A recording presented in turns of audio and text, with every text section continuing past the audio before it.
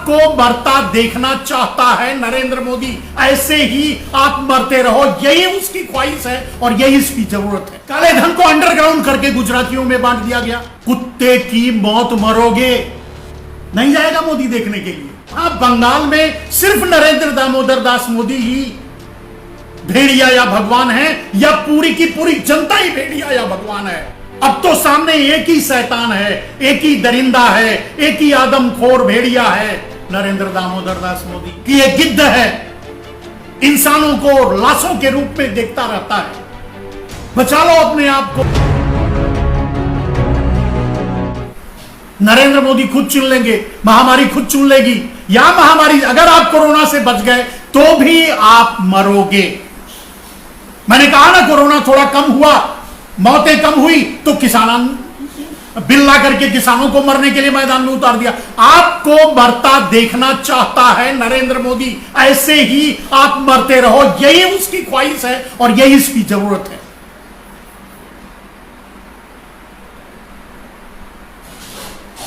क्योंकि एक भेड़िया इंसान को हमेशा मरता ही देखना चाहेगा। उसकी जरूरत है, उसका भोजन हो।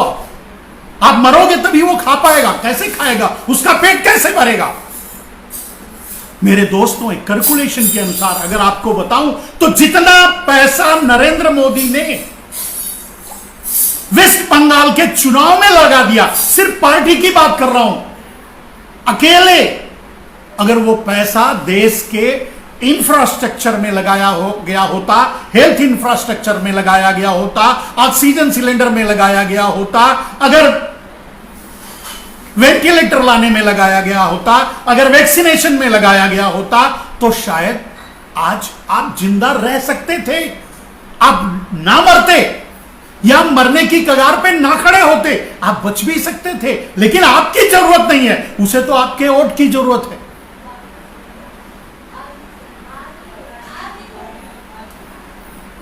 दोस्तों, नरेंद्र दामोदर मौत का सिलसिला जो चल रहा है, भारत में करोड़ों लोग मरेंगे, तब भी ऐसे ही प्रधानमंत्री ताल ठोक कर बना रहेगा, दाढ़ी बढ़ाता रहेगा, ऐसे ही बोलता रहेगा,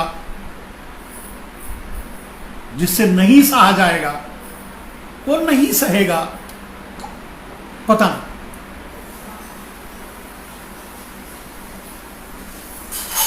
लेकिन यह समझिए कि एप्रिशिएट करता हूं, मतलब आपको भी धन्यवाद देता हूं कि आप कितने महान हो। आपसे महान कौन हो सकता है मेरे दोस्तों, जो अपनी मौत का आनंद लेता हो। आप अपनों के मरने का आनंद ले रहे हो। आप रोड पर कुत्तों की मौत मर जाने का आनंद ले रहे हो। और अगर आनंद नहीं लिए होते तो बिहार में नरेंद्र मोदी फिर से सरकार कैसे बना लेता? अगर रत्ती भर भी दुख आपके मन में हुआ होता, अपनों के मरने का, अपनों के घिसटने का, अपनों के जानवरों जैसा बर्ताव किया गया था आपके साथ, कोई फर्क नहीं पड़ा। वो दिखा बिहार में और वो आज दिख रहा है बंगाल में। मोदी की रैलियों में आने वाले लोग कौन हैं?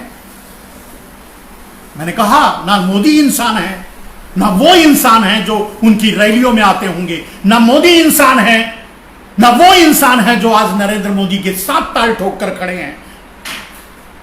तो कौन है ये लोग? भगवान या भेड़िए?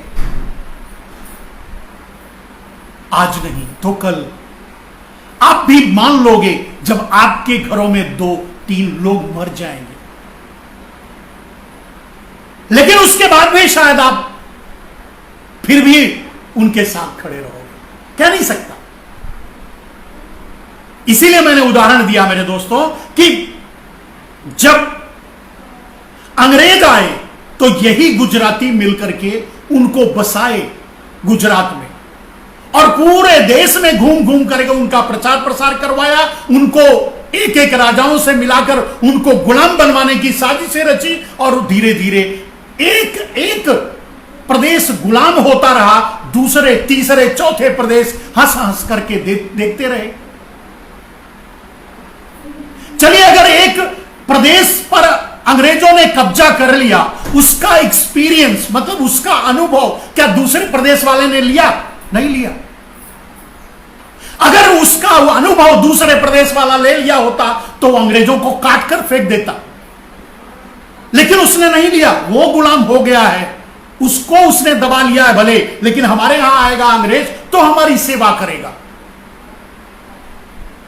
अंत में वो भी गुलाम हुए, अंत में दूसरा, फिर तीसरा, फिर चौथा, फिर पूरा देश गुलाम हो गया इन्हीं गुजरातियों के प्रमोशन से, ईस्ट इंडिया कंपनी के प्रमोशन से। ये वो काल था, ये आज का काल है। आज भी वही हो रहा है। इतनी नृशंसता, इतनी दुर्दांतता, इतने ऐसी परिस्थितियों के मरने के बाद भी, कुत्ते की मौत रोड पर मरने के बाद भी, अगर बिहारी मोदी को चुन लिए, उनकी सरकार बनवा दिए, उनके गैंग की सरकार बनवा दिए, तो बंगाली भी लगे हुए हैं। उन्हें लगता है यहां ऐसा नहीं होगा, बिहार में भले हो गया। आज बिहार की क्या हालत है यह आप देख लो। लेकिन उससे उन्हें एक्सपीरियंस नहीं होगा, उससे वो कुछ भी ग्रहण नहीं करेंगे। बंगाली भी लगे हैं अपने आप को उस लाइन में शामिल करने के लिए। यही कह रहा हूं कि हम हजारों साल में आज भी बदले नहीं है। जहां थे, हमारी मानसिकता जो थी, हमारी सोच जो थी, वो है। हम पैदा ही गुलामी के लिए हुए हैं। मैंने अपने एक और वीडियो में यही कहा था कि कायरता, बुज़दिली हम भारतीयों के रग रग में व्याप्त है। गद्दारी, कायरता, बुज़दिली ये रग रग में व्याप्त है, घर घर में, हर इंसान में भरा पड़ा है। अगर नहीं होता तो मुट्ठी भर मुगल आकर के भारत को गुलाम बना लेते। अगर नहीं होता तो गिनती के गोरे आकर के भारत को गुलाम बना लेते। नहीं होता। लेकिन वो इन्हीं मोदी, साहो, पारखों की गद्दारी थी जिसके कारण भारत गुलाम हुआ अंग्रेजों के हाथों। और सिर्फ वही नहीं, जितने भी बाहरी आक्रमणकारी आए, सारे के सारे गुजरातियों के सहयोग से आए, मोदी, साहो, पारखों के सहयोग से आए। देख लो आप इतिहास उठा करके। इतिहास में ढूंढते मर जाओगे। आपको कोई चंद्रशेखर, कोई भी सुभाष चंद्र बोस, कोई भी अशफाक उल्लाह खां गुजरात से नहीं मिलेगा। ढूंढ लो आप। गांधी और पटेल क्रांतिकारी नहीं थे और ना ही शहीद थे। मैं शहीद और क्रांतिकारियों की बात कर रहा हूं। मैं उन 7.5 लाख क्रांतिकारियों की बात कर रहा हूं जिनके पराक्रम से भारत आजाद हुआ था। नहीं थे, नहीं है कोई, बताना अगर हो तो। लेकिन आपकी महानता,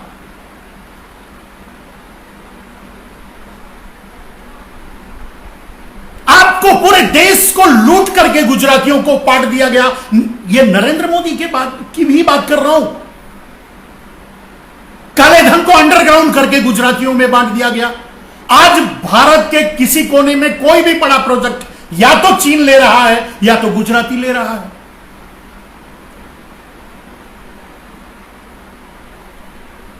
बैंकों को लूटकर गुजरातियों को दे दिया गया। 90% बैंकों का एनपीए गुजरातियों पर है। 90% बैंकों को लूटकर भागे हुए गुजराती हैं। 90% जो वाइफरकेट कर दिया गया, जो माफ कर दिया गया, वो भी गुजरातियों का है।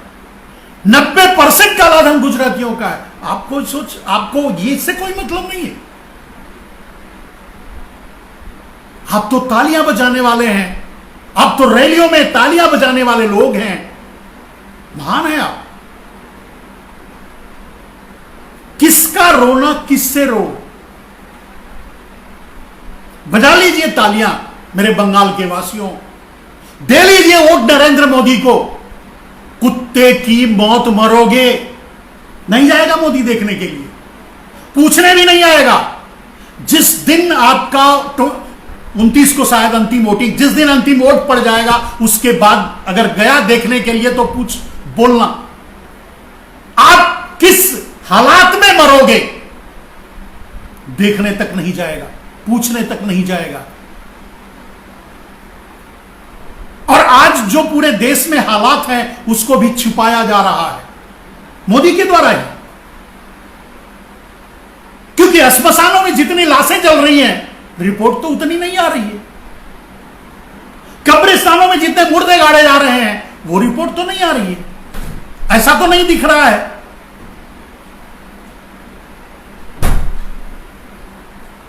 तो सिर्फ नरेंद्र दामोदर दास मोदी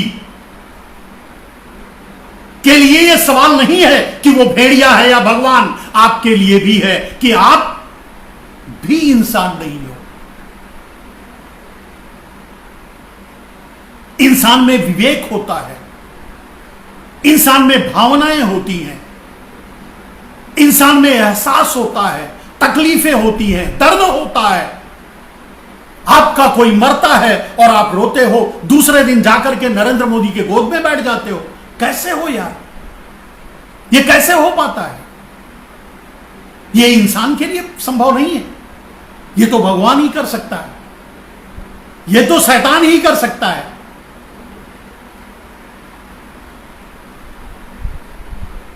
जो भी आज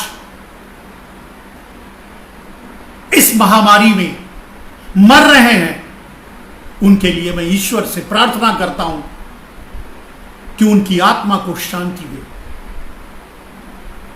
और सिर्फ यही नहीं, मैं ईश्वर से यह भी प्रार्थना करता हूं कि जो जिंदा हैं उनको यह एहसास दिलाए कि वो इंसान है।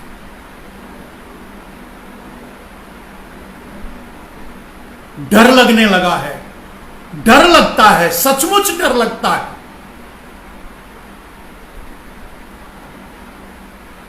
इंसानों के बीच तो रहा जा सकता है, इंसानों के साथ तो रहा जा सकता है, भगवान के साथ आप कैसे रह पाओगे?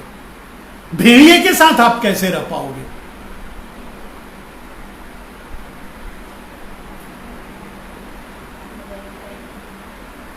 इतनी बड़ी निर्दयता, इतनी बड़ी असंवेदनशीलता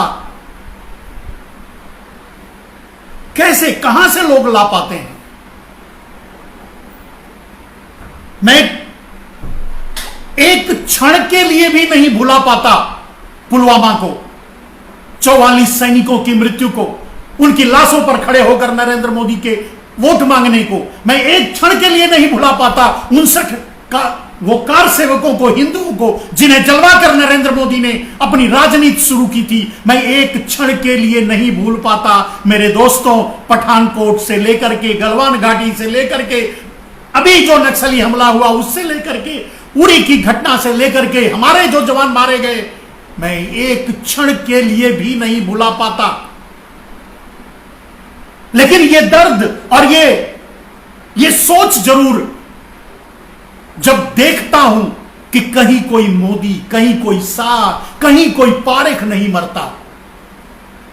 इन सारी घटनाएं मैंने बताई, देखिए उसमें कोई मोदी, शाह, पारेख मरा हो तो, किसी बॉर्डर पे, किसी पुलवामा में, कहीं नक्सली हमले में कहीं मरा है तो बताना। आपको भी अपने मरने की चिंता नहीं है।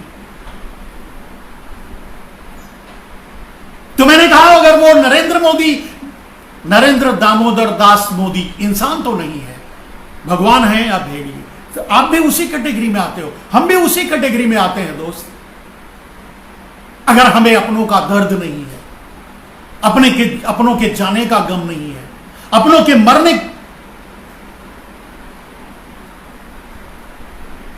मैं देखता हूं बिहार में आज फिर एक बार मैं देख रहा हूं, दिल्ली से, मुंबई से, चेन्नई से, शहरों से फिर वैसे ही कुत्ते की तरह भाग रहे हैं, कहीं बस पे लटक के, कहीं ट्रक में बैठ करके, कहीं रोड पे, कैसे। लेकिन फिर याद आती है इनकी वो करतूत कि इन्होंने ही तो मोदी को चुना है। भगवान भी इनकी कौन सी मदद करेगा, कैसे मदद करेगा, जब ये खुद अपनी मदद नहीं कर पाते, इनमें इतना विवेक नहीं है जो अपने बारे में सोच पाते, तो कौन मदद करेगा इनकी? कौन इनके बारे में सोचेगा? कम से कम पहले तो उन्हें ही अपने बारे में सोचना पड़ेगा, तब तो कोई दूसरा मदद कर पाएगा। आज बंगाल, अगर बंगाली अपने मौत पर तालियां बजाना चाहते हैं, बंगाली अगर अपने मौत का आनंद लेना चाहते हैं, बंगाली अगर जल करके श्मशानों में आनंदित होना चाहते हैं, तो हम क्या करें? कैसे समझाएं उन्हें? बस याद दिला सकते हैं कि इस साल भर के जीवन काल को जरूर याद कीजिए। नरेंद्र मोदी की नृशंसता, निर्दयता, नरेंद्र मोदी, मेरे पास शब्द खत्म हो जाते हैं मेरे दोस्त, कोई शब्द नहीं बचता जिन शब्द का मैं इस्तेमाल करूं नरेंद्र मोदी के लिए।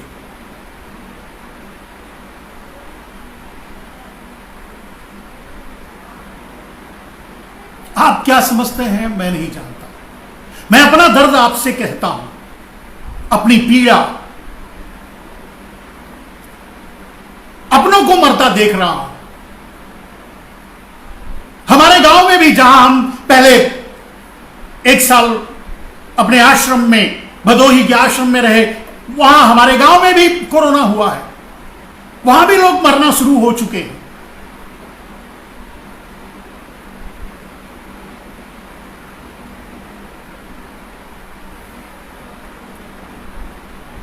अभी और चुनाव बाकी है। बंगाल में 2-3 फेज के चुनाव और हैं। देखना, अब रिजल्ट आने के बाद पता चलेगा कि वहां बंगाल में सिर्फ नरेंद्र दामोदर दास मोदी ही भेड़िया या भगवान है, या पूरी की पूरी जनता ही भेड़िया या भगवान है। यह तो 2 तारीख के बाद पता चलेगा, क्योंकि 2 ही, मैंने कहा कि या तो शैतान और या तो भगवान, कोई फर्क नहीं पड़ता। आपकी जिंदगी खतरे में है, चले जाइए, सर फोड़ डालिए, कोई सुनने वाला नहीं है। और भगवान ने भी अपने दरवाजे बंद कर लिए हैं।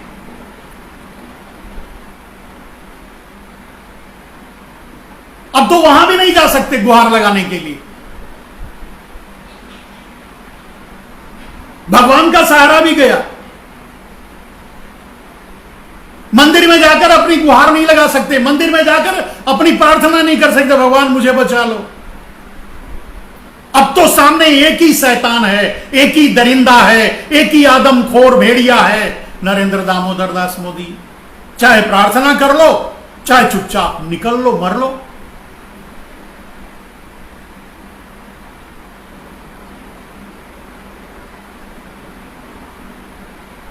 दोस्तों, आज कोरोना के इलाज की जरूरत नहीं है, वो बाद में हो जाएगा। नरेंद्र मोदी के इलाज की जरूरत है। ये भेड़िया जब तक रहेगा, ये भेड़िया जब तक इस गद्दी पर बैठा रहेगा, ये भेड़िया जब तक भारत का प्रधानमंत्री रहेगा, आप ऐसे ही मरते रहोगे, इससे भी ज्यादा मरोगे। मैंने कहा 84 करोड़ मर जाने के बाद समझ में लेना, तब मान लेना, अभी नहीं मानोगे। बोल तो 6 साल से रहा हूं कि यह गिद्ध है, इंसानों को लाशों के रूप में देखता रहता है। बचा लो अपने आप को, नहीं बचा रहे हो। कब? जब 84 करोड़ लोग मर जाएंगे, हर घर में 2-3 लोग मर चुके होंगे, तब कर लेना, तब सोच लेना। भाई उस लिमिट तक आते आते तब तो समझ में आ ही जाएगा, तब तक तो यह भी निकल लेगा। चलिए, मेरी संवेदना, मैं लोगों को मरते देख रहा हूं मेरे दोस्तों, अपने दोस्तों को, जिन्हें मैं, जो मेरे लिए अजीज हैं, जो इस देश के लिए लड़ रहे हैं, संघर्ष कर रहे हैं, उनको मैं ठार होते देख रहा हूं। इतना कहने का मतलब गिरते देख रहा हूं, उनको भी पीड़ित होते देख रहा हूं, उनको भी चीखते चिल्लाते देख रहा हूं। नहीं बर्दाश्त हो रहा है। कोई माध्यम नहीं है अपने पास अपनी पीड़ा बताने का, कहने का, ऐसे ही कह देता हूं। दोस्तों, आज रात्रि यानी कल मां की पूजा है, मां दुर्गा की पूजा, देवी की पूजा है। मैंने 6 साल से किसी को एक बार भी किसी चीज के लिए शुभकामनाएं नहीं दी, इसके लिए भी नहीं दे सकता। और दूं तो कैसे दूं, किस मुंह से दूं आपको शुभकामनाएं। अब तो बस यही कहा जा सकता है कि आपको आने वाली मौत की शुभकामनाएं। बच सकते हो तो बच लो, बचे रहोगे तो ठीक है, नहीं बचे तो कोई बात नहीं। लेकिन आशा जरूर है कि मां दुर्गा कुछ करेंगी, देवी कुछ करेंगी, क्योंकि यह तो तय है कि जब तक नरेंद्र दामोदर दास मोदी जैसा दरिंदा भारत की गद्दी पर बैठा रहेगा, भारत का एक एक इंसान यूं ही तड़प तड़प कर मरता